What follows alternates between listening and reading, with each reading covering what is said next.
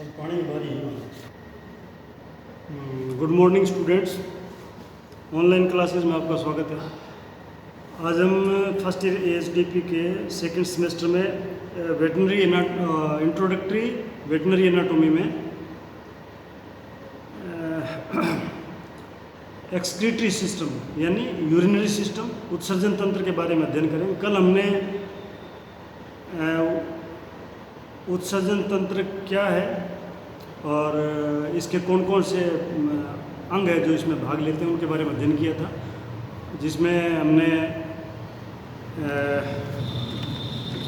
गुर्दों के बारे में अध्ययन किया था, किडनीज के बारे में, बाएं और दाएं गुर्दे के बारे में। आज हम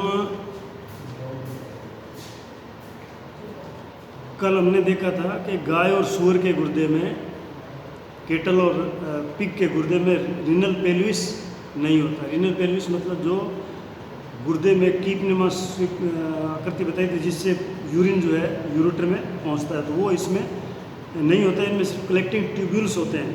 कलेक्टिंग ट्यूब्यूल्स होते हैं जो सीधे पेशाब को यूरेटर में प्रवेश करता है। अब आज हम पढ़ेंगे गुर्दे की आंतरिक संरचना के बारे में। तो जो प्रत्येक गुर्दा जो है या वृक्क है उसके अंदर असंख्य रचनात्मक और क्रियात्मक इकाई होती है जिन्हें हम क्या बोलते हैं, नेफ्रॉन कहते हैं।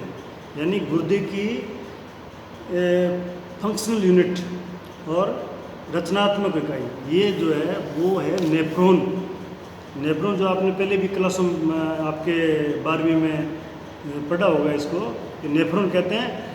ये एक नलिका है, नलिका टाइप है जो गुर्दे में भिन्न भिन्न स्थानों पे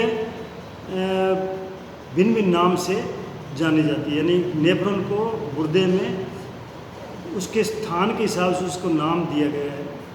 जैसे एक पहला भाग है ग्लोमेरुलस और ग्लोमेरुलर कैप्सूल, या उसे बोलते हैं बोमेन कैप्सूल। फिर होता है समीपस्थ कुंडलित नलिका यानी प्रोक्सिमल कन्वोल्यूटेड ट्यूब्यूल्स। प्रोक्सिमल ऊपर की साइड में जो नलिका होती है उसको बोलते हैं प्रोक्सिमल कन्वोल्यूटेड ट्यूब्यूल्स, हेनले का लूप और डिस्टल कन्वोल्यूटेड ट्यूब्यूल्स DCT, और एक होता है कलेक्टिंग ट्यूब्यूल्स। ये मतलब सारे पार्ट्स हैं इसके नेफ्रॉन के जो उसकी जगह के आधार पर उनका नामकरण किया गया। अब मेडुला, कल हमने पढ़ा था जब गुर्दे को काटते हैं तो उसके जो बाहरी सतह है वो होती है कॉर्टेक्स। बाहरी सतह को कॉर्टेक्स बोलते हैं, अंदर की साइड जो इंटरनल जो पोर्शन है उसको बोलते हैं मेडुला। तो मेडुला के अंदर डिस्टल कन्वोल्यूटेड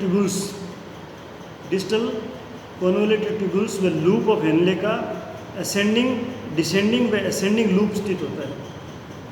डिसेंडिंग और असेंडिंग होता है ऊपर की तरफ साइड में जाता है, डिसेंडिंग जो नीचे की साइड में आता है।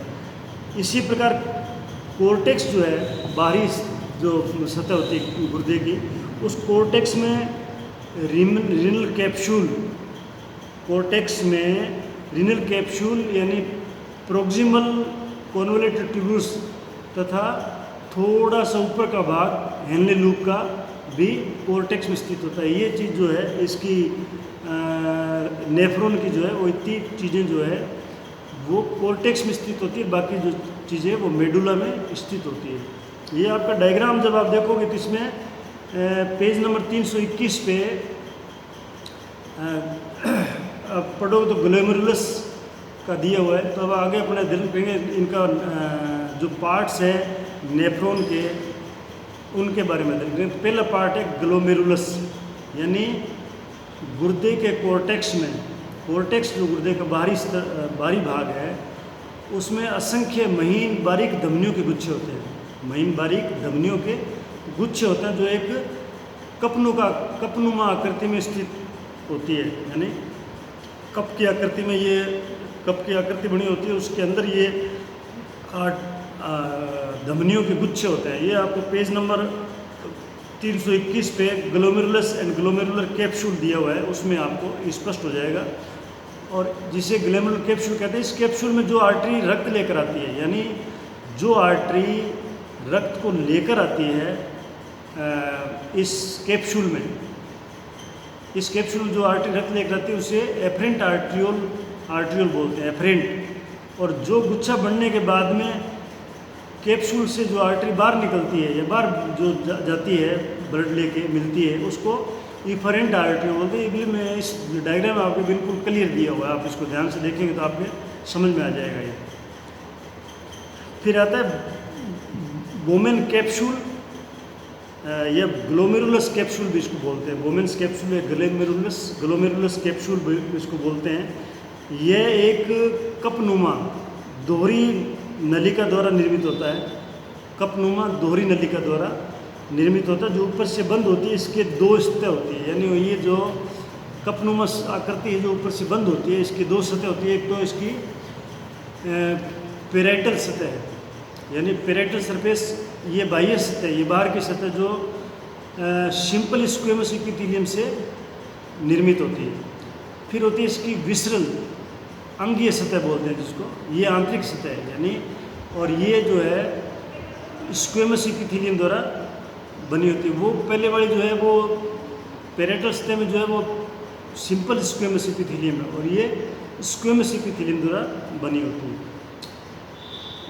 जो अभी आपने पढ़ा ग्लोमेरुलस और बोमेन्स कैप्सूल दोनों पढ़ लिए। अब ये दोनों मिलके जो है वो मेलपिगियन कैप्सूल बनाती है, मेलपिगियन कैप्सूल का निर्माण करते हैं। ये आपको मिलेगा नेफ्रॉन का जो डायग्राम है पेज नंबर 322 पे। इसको आप देखोगे तो ये अलग अलग जो चीज़ें हैं जो आपको नज़र आएगी इसके अंदर।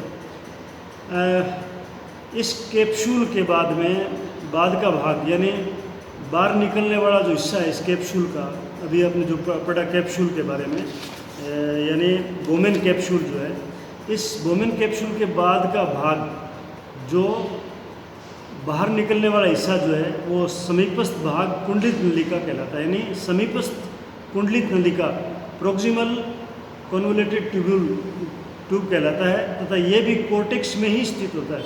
यानी ये जो बोमेन संपुट का भाग है बोमेन्स कैप्सूल का, ये भी कोर्टेक्स में ही स्थित होता है। ये नलिका बाद में सीधी होकर मेडुला की तरफ जाती है, यानी ये सीधी हो जाती है बाद में मेडुला तरफ जाती है, तथा इसकी भित्ति, इसकी जो वाल है अंदर की साइड में, वो सरल घनाकार उपकला यानी सिंपल क्यूबोइडल एपिथेलियम में बदल जाती है, तथा इसमें ब्रुश की भांति आकृति होती है। ब्रुश की भांति इसमें जैसे ब्रुश होते हैं वैसे इसमें आकृति होती है, जिसे माइक्रोविलाई कहते हैं, जिसको बोलते हैं माइक्रोविलाई। और माइक्रोविलाई जो है इसका व्यास जो है वो 60 माइक्रोन इसका व्यास होता है। ये तो थी समीपस्थ कुंडलित नलिका।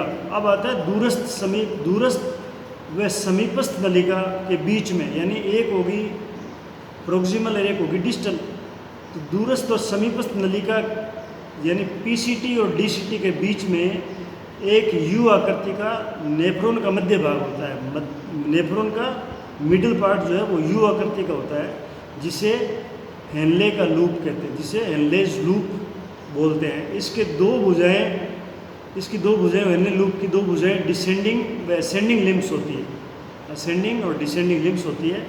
इसकी भित्ति जो है वो सिंपल स्क्वेमस एपिथेलियम द्वारा निर्मित होती है। इसका व्यास जो है वो 15 माइक्रोन होता है, इसका व्यास जो है 15 माइक्रोन होता है। अब दूरस्थ कुंडलित नलिका यानी डिस्टल कन्वोल्यूटेड ट्यूब्यूल जो है कम घुमावदार तथा सरल घनाकार उपकला, यानी कम घुमावदार होता है। डिस्टल जो दूरस्थ जो इसका ट्यूब्यूल का भाग है वो कम घुमावदार तथा सरल घनाकार उपकला यानी सिंपल क्यूबोइडल एपिथेलियम द्वारा बनी होती है। इसका व्यास होता है 50 माइक्रोन का। तो आपको ये इनका व्यास भी याद करना पड़ेगा, किसका व्यास 60 माइक्रोन है, किसका 15 माइक्रोन है और किसका जो है 50 माइक्रोन है। अब दूरस्थ संचलित नलिका के बहुत से छोर मिलकर, यानी जो डिस्टल कुंडलित नलिका है उसके बहुत से छोर मिलकर संग्रही नलिका यानी कलेक्टिंग डक्ट बनाती है। उसकी कलेक्टिंग डक्ट जो कलेक्ट करती है। ये संग्रही नलिकाएं यानी ये कलेक्टिंग डक्ट जो है आपस में मिलकर एक बड़ी डक्ट बनाती है। ये आपस में मिलकर एक बड़ी डक्ट बनाती है जिसे डक्ट ऑफ बेलिनी कहते हैं, यानी जो माइनर केलस तक पहुंचती है। माइनर कैलेक्स से मेजर कैलेक्स में खुलती है। ये माइनर कैलेक्स जो है ये मेजर कैलेक्स में खुलती है, जो बाद में रीनल पेल्विस में मूत्र को छोड़ देती है। रीनल पेल्विस आपने कल पढ़ा था कि ये एक कपनुमा आकृति होती है, जिसके बाद में वो यूरेटर से जुड़ जाती है। अब गोवंश में